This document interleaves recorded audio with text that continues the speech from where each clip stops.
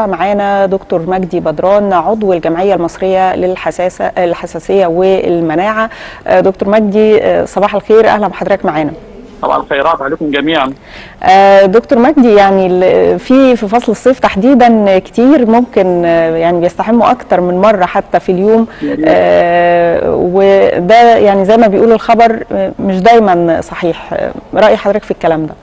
لا، المصريين من زمان هم اول شعوب العالم اللي عرفوا الاستحمام وعملوا الحمامات، مشهورين بالنظافه وغمر الجسم بالماء، ده مهم جدا. الماء وسيله لخفض الحراره المرتفعه، تحفيز دوره الدم، افراز العرق، وده بيخليني اتخلص من السموم عن طريق حوالي من 2 ل 3 مليون غده عرقيه بتخليني اعرق، فبالتالي ابرد، بالتالي يحصل تبخير وتبريد تسليك مركزي.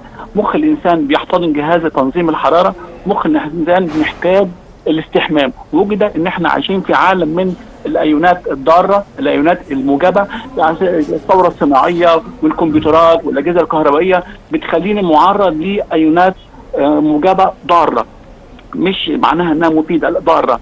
اتخلص من الايونات الموجبه ازاي؟ ان انا استحمى، ان انا اروح جنب بحر، جنب نهر، استنشق الميه، بخار الميه جنب النافوره. الحاجات دي كلها بتخليني اتخلص من السموم، ويبقى عندي صفاء ذهني واستقرار عاطفي وشعور بالسعاده، لان فعلا الايونات الموجبه بتخليني مكتئب وعندي السيروتونين اقل، هرمون السعاده يبقى اقل، الايونات السلبيه بتخليني منتعش وبتحسن حتى وظائف القلب وتزود المناعه. وجد ان احنا عايشين في عالم بيخلينا متسمم، عندنا سموم، السموم العصبيه دي بتخليني عندي ميل اكثر للتوتر والقلق والاكتئاب في العالم كله مقارنه بالاجداد بتوعنا.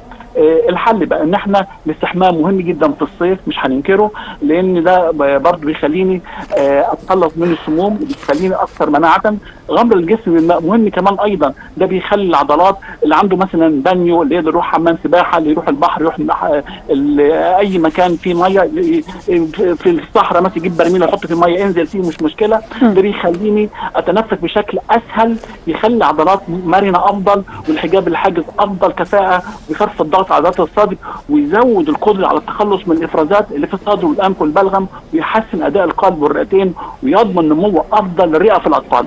طيب دكتور مجدي، يعني الفرق بين استخدام الماء الساخن او الماء البارد في الاستحمام وايهما افضل؟ يعني خليها وسط. هو الاستحمام الدافي برضه مهم، لانه بيخلي فيه نشاط اكتر في الدوره الدمويه، والبارد برضه منعش ومرطب ومهدئ، ولكن خلينا وسط.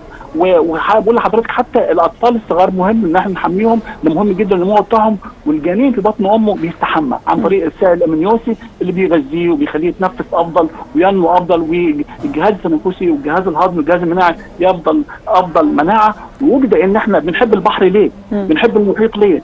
اما بنروح عند البحر لاول مره، حتى لو واحد عنده احتياجات خاصه وما بيشوفش، اول ما بيسمع صوت البحر بيشعر بالسعاده اللي هو تعرض لها قبل كده. اتاري احنا من الاسبوع ال20 خلال الحمل بنسمع صوت الموجه اللي زي صوت البحر بالظبط داخل بطن امنا السائل الامنيوسي، وده اللي بيخلينا بنشعر بالحب دايما والراحه عندما نذهب بجوار شاطئ في بحر او نهر.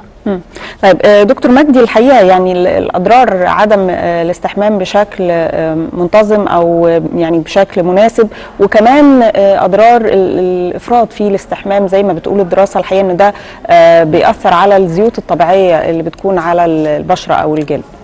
مش عايزين مغالاة الاستحمام بالصابون والميه والحاجات دي، لان خلي الاستحمام ممكن يكون بالماء عادي لو انا جسمي نظيف.